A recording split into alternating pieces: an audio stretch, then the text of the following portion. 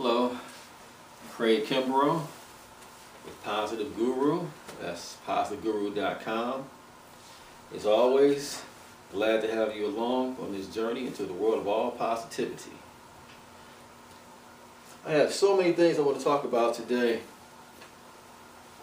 I'm going to time into a theme, hopefully. We shall see how it goes.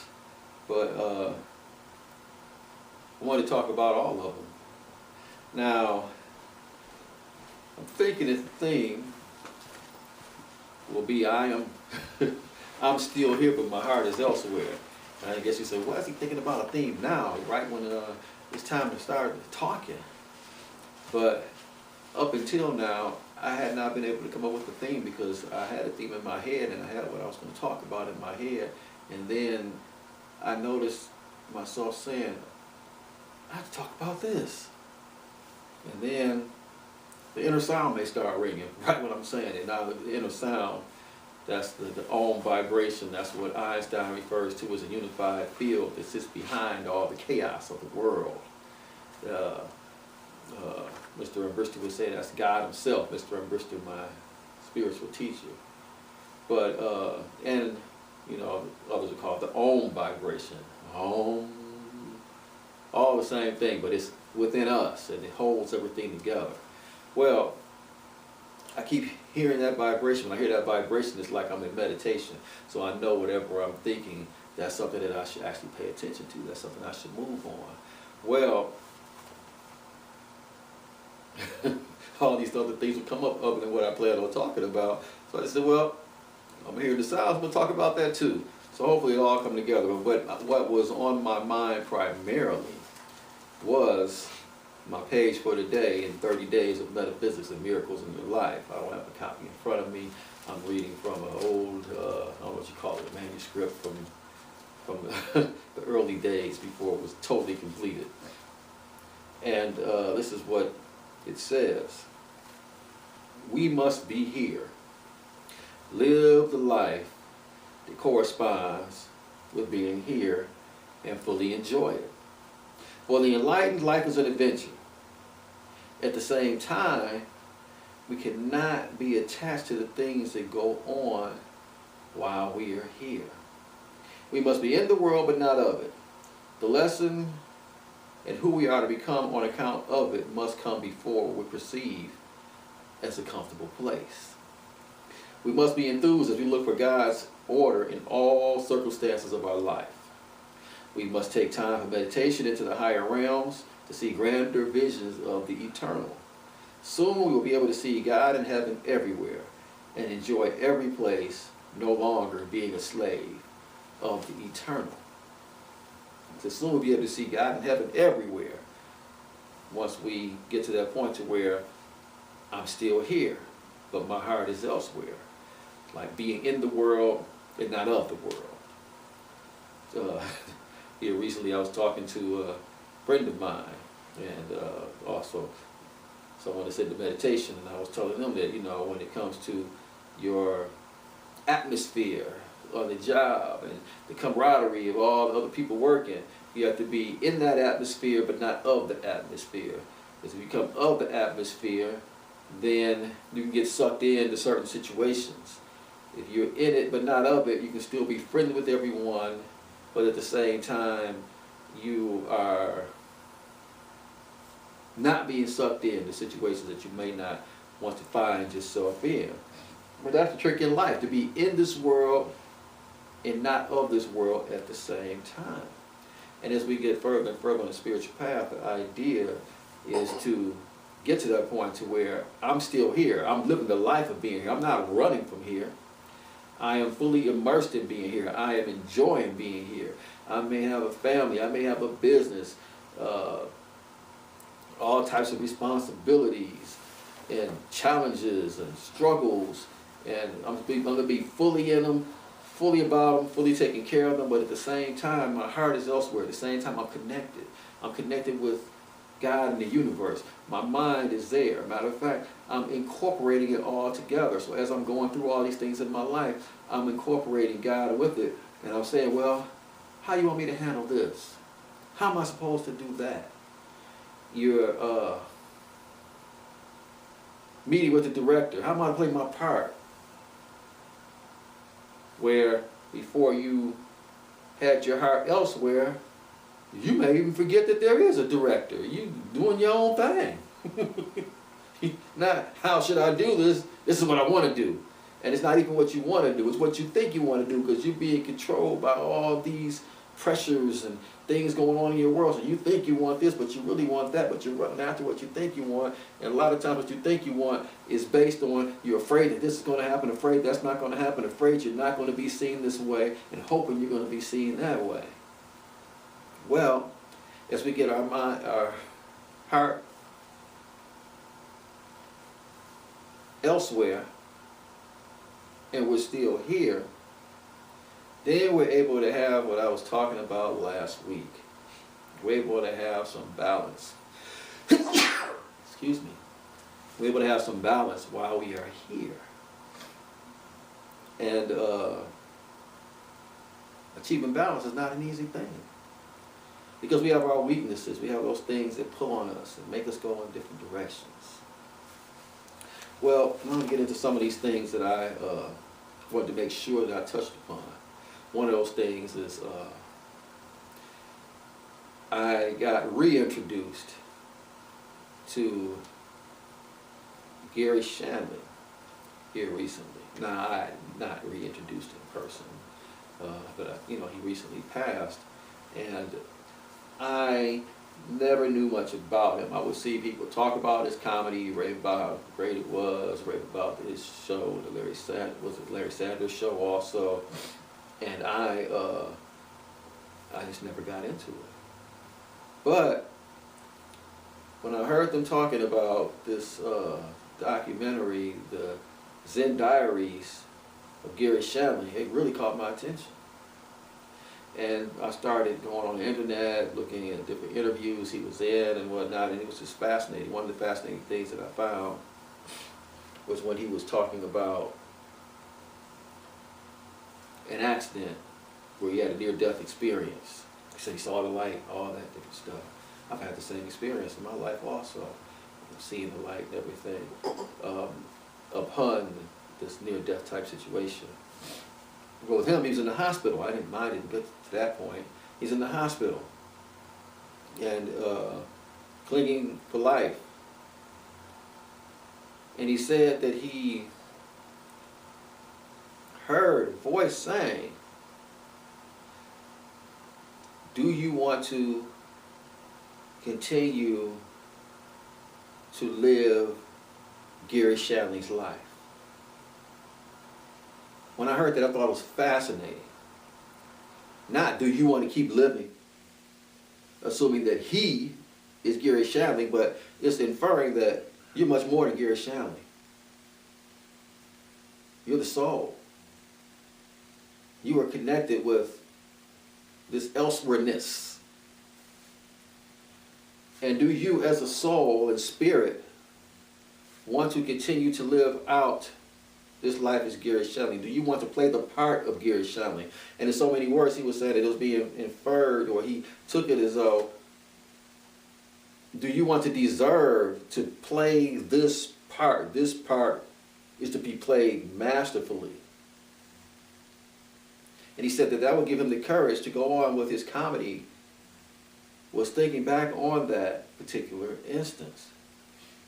And I've had situations in my life where I was connected with the other realm and being pretty much told, hey, I was in another place with those who were gone already. And it was like I was meant to be there I was there with them, the only one there that had not gone yet. And I'm being shown around the place and everything, like I'm about to become this new visitor or this new inhabitant of this other place. And when I realized that what was going on, I'm the only one that's not that hadn't passed on already, it really caught me off guard. Because that's when I realized how much I wanted to play the part of Craig Kimbrough. How much I still had to do. Sometimes when I'm not careful, I forget that. When I think back on it, it's profound. It's mind-blowing. And in recent times, I've had a strong urgency that there are certain things that just have to be done by me while I'm here, because I have seen the way the part's supposed to be. I've had conversations with the director, and the director said, this is what I want you to do. And this big thing's beyond what me, as I know myself, would do. Now, I can see myself doing it, but how to get there might have been beyond me. But not when I'm thinking back to how much I needed to play this part, how much the people that are in my life need me to be here, certain people, certain souls. That's when I have the courage. We all have a part we're meant to play, and the more we are connected, the more that we take time to go elsewhere. That's what the meditation process is all about, going beyond these three dimensions.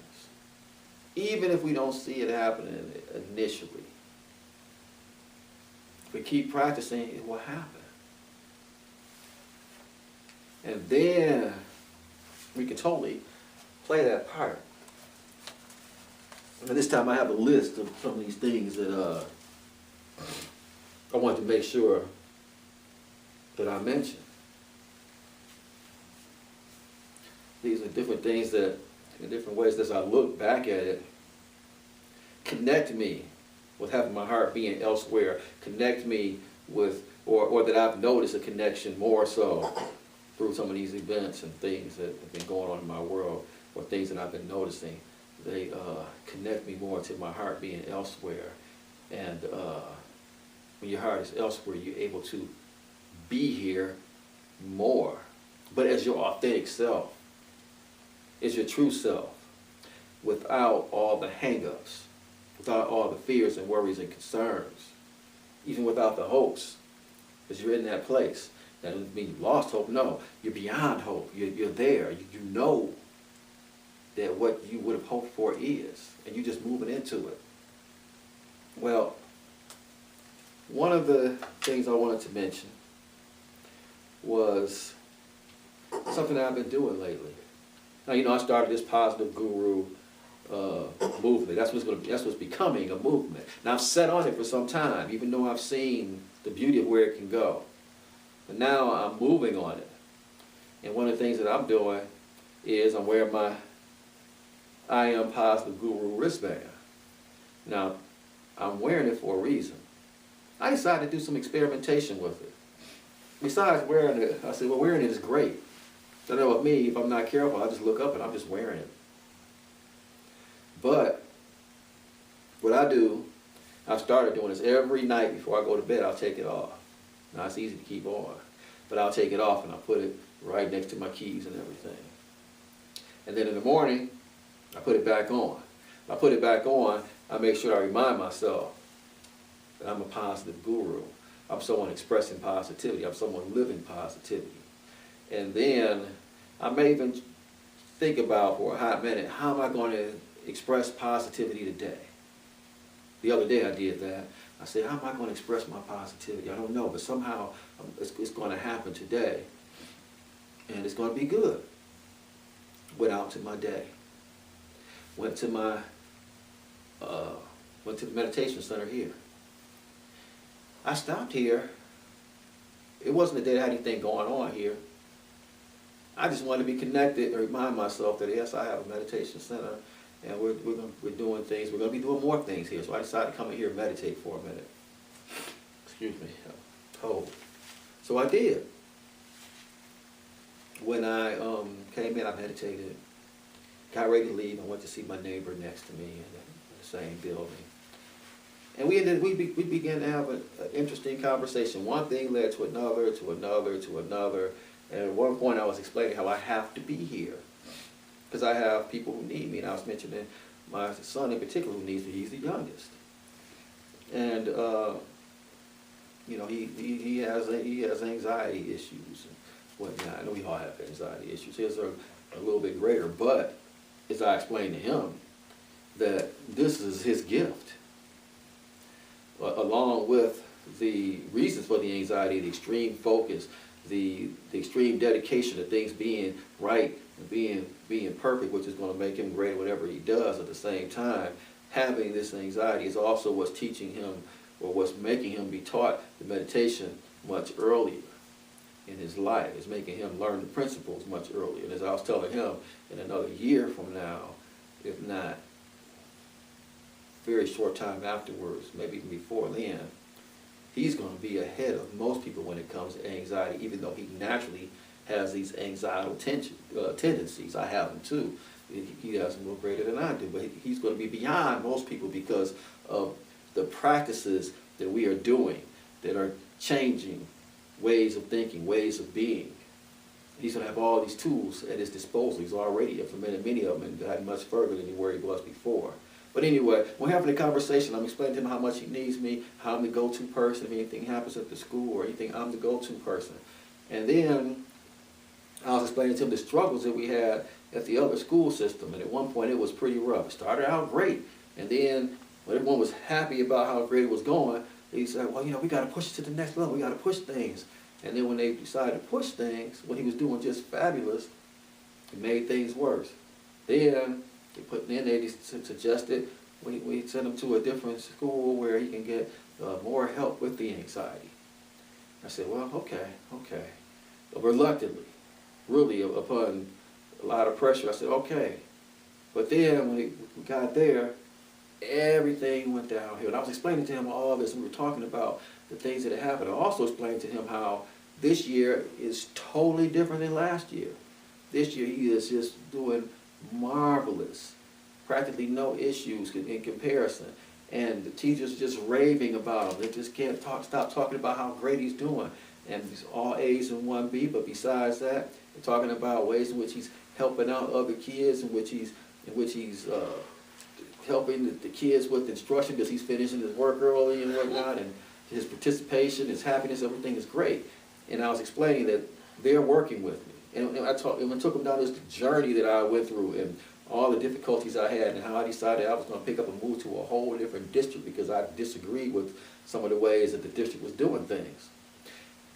As we had this conversation, he said, well, you know, I got to, and he was all into it and asking me questions and everything, but then he says, you know, I got to, he says, hey, what you doing? I said, well, my days are pretty open right now. You know, I got a pretty free day. I don't know, you know. He says, why don't you come to lunch, me and my wife? Like, you and your wife? I met your wife to myself. Thinking, how's that going to go over with her when he says he's got to meet her? How's that going to go over with her when I just show up? I said, why don't you call her and tell her I'm coming? And something inside me was saying, go. I'm like, go? Oh, no. And I even really had something to do with it. It wasn't pressing. But I went. So we rode down the street. We went to Olga's. We had lunch. Well, I met her for lunch. When I met her, she kind of looked like, what's he doing here? And I apologize. I'm sorry. You know, a little kid invited me, and I know you know, wondering this, that, the other. But then, you know, he interjected and spoke. Said, "Oh, this is Craig. I want you to meet Craig." And he said, you know, he went through a lot of things at the school. And I forgot to mention that right before we walked out, we got to talking about the struggle that he and his family were having with their granddaughter and how she had gotten hurt in an injury, hit her head, and how she's been having pain ever since, and maybe some neurological issues and so forth, and just how tough it was on their family. And they had some similar experiences with the school, where the school was not with the previous school. I mean, the school I'm at now, he said now it's great, but the previous school where they were not trying to work with them, weren't trying to hear them out. And so, you know, he was saying, well, you know, Craig's going through some of the same things that we've gone through with our grandchild in the school and so forth, and you know, how they weren't really paying attention, but then this happened and that happened, and he had me explain the whole journey. He had me explain how God, well, I explained how God came to me in the middle of the night and told me, hey, get your boy out of this whole district. And then I went to punch in problems with that particular district, and the kids in the special education programs are having a special education program because of his condition, and you couldn't tell if you saw him or you had a conversation with him that there is any condition. But whatever the case is, I saw all this negative stuff in his district. Punched into other neighboring districts, didn't see anything. That's when I knew. I said, well, I gotta go. And I decided, well, we're gonna move to a district that's gonna work with us. So we have that whole conversation. We end up bonding. His wife is asking me, and they're almost the age of my parents. And they're talking to me about how I got involved in my business, how I got started, my gutter and window business that I own. And then at one point, he says, Craig, tell her about what else you do. And I says, oh, I also have a meditation center. And she says, you do? I says, wow. And then she says, how long have you been teaching meditation? And I said, well, it's been like, I don't know, 20-something years. She says, oh, before you even had a son that had anxiety? I said, yeah.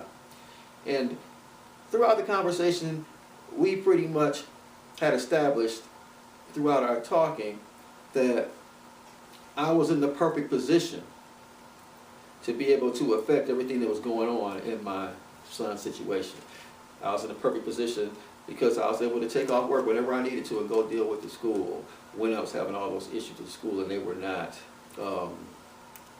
working with us. I had the time, I had the means, I had people who were right there positioned to help me out. I had a mom, my second mom, my stepmom, who used to be a director of special education, so she was able to be in the meetings with me to have discussions and so forth. And I had behavior specialists, so when they complained about this, I said, well, I keep telling you, this is what we need to do. And everything I needed was there. And then I had God show up to tell me, move them over here. And I mean, things are fabulous. When I say fabulous, I mean fabulous. He's got one class, he's got 100%. The guy's just going on and on. So he's doing coding right now, and they're programming computer games and they're doing this and that. But he's way further than the bulk of the class. And that's why he gets up and he helps out the other students when he gets done. And going on and on. But like I said, it's phenomenal change. Well, I'm thinking about all this later on after we have the lunch and everything is great and we bonded and so forth. I'm thinking about all of this. I've never actually been to lunch with my neighbor either. And I'm thinking about all of this. And I'm just like, because he said something to me, he's like, well, you were able to impact your situation.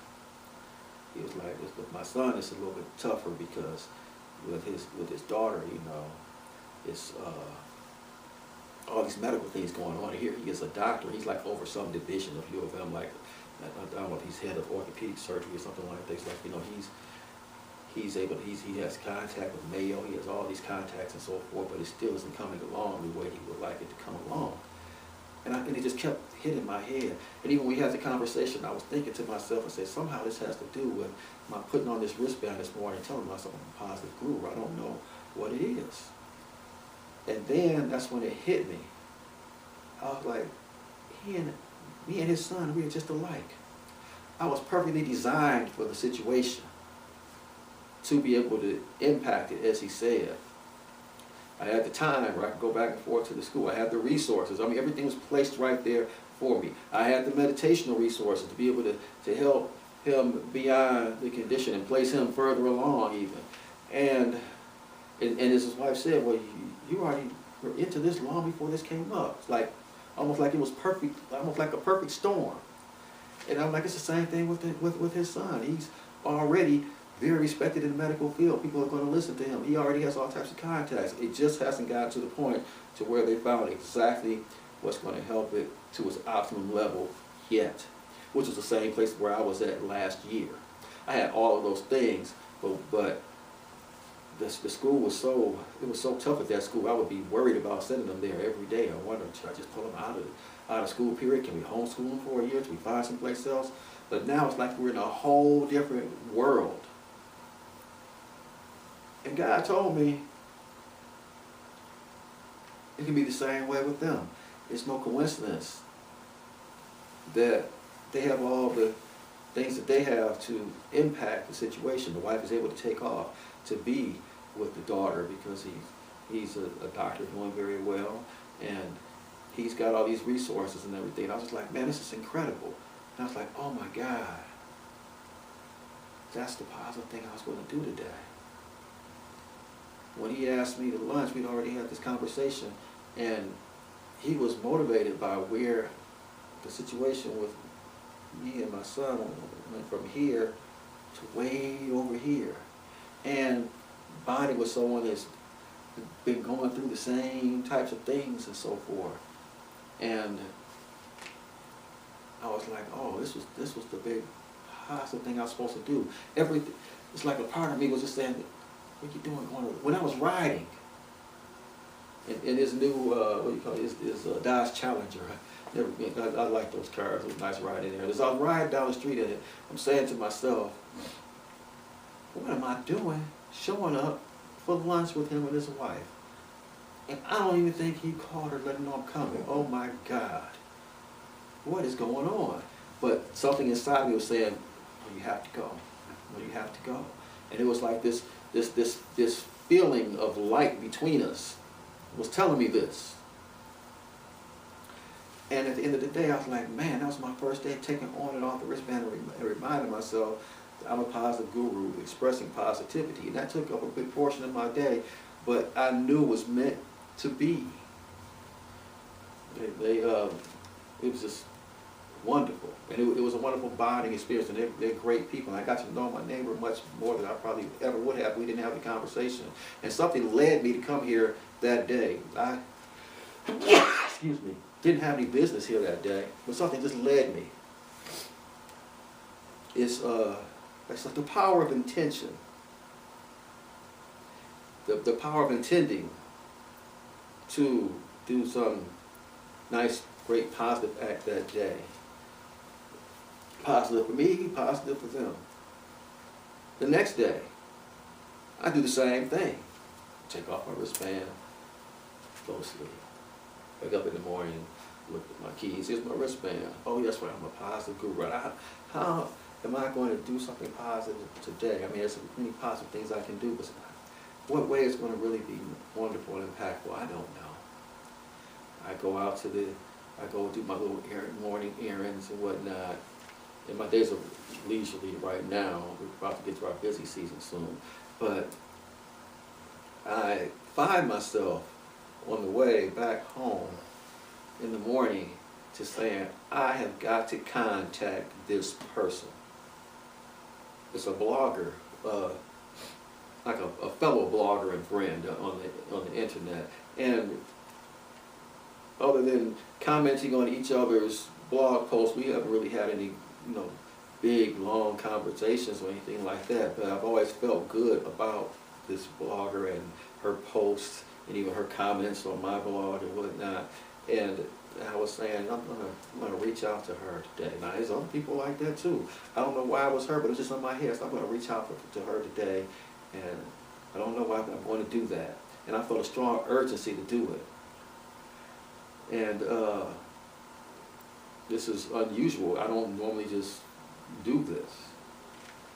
And I went in the house, and I got on the computer, and I went looking for her online. And then when I got to her blog, she had a very recent post. I said, oh, okay, I can read this post and I can comment on it. And just as I do, I'm just going to let her know that, I appreciate you being a fellow blogger and friend in my world. And as I said, I don't know why her in particular, but I was just feeling it. When I read the post, she talks about how she's been going through a rough time in her life. And this is her first time posting in quite some time. And how she's still going through this rough